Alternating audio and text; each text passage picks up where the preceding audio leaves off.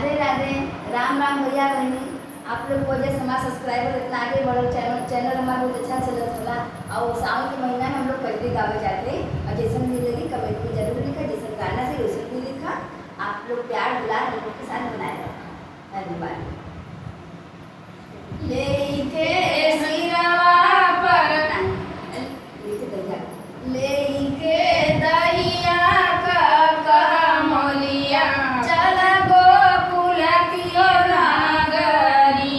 लेके दहिया का कमलिया चल गोकुल कियो नागरी। लेके दहिया का कमलिया चल गोकुल कियो नागरी। लेके दहिया का कमलिया चल गोकुल कियो नागरी।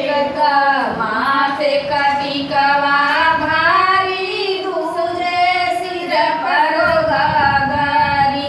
दूजे सिर पर घाघरी रहिया छेड़े बाबा नैया इह गोकुल कियो नागरी। रहिया छकले बाहो कन्हैया इह गोकुल कियो नागरी। रहिया छकले बाहो कन्हैया इह गोकुल कियो नागरी। रहिया छकले बाहो कन्हैया इह गोकुल कियो नागरी। लेके दहिया कहो कमलिया चल गोकुल कियो नागरी। लेके दहिया कहो कमलिया चल गोकुल कियो नागरी। एक नाथ कनथिया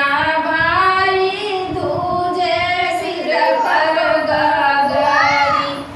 दूजे सिर पर घाघरी रहिया छकले बाहो कन्हैया इह गोकुल कियो नागरी। रहिया छकले बाहो कन्हैया इह गोकुल कियो नागरी। रहिया छकले बाहो कन्हैया इह गोकुल कियो नागरी। रहिया छकले बाहो कन्हैया इह गोकुल कियो नागरी।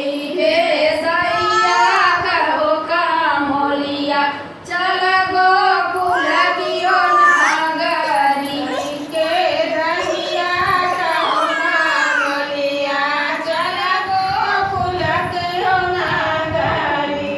एक हाथ का कंगना भारी दूसरे सिर पर घाघरी। दूजे सिर पर घाघरी रहिया छकले बाहो कन्हैया इह गोकुल कियो नागरी।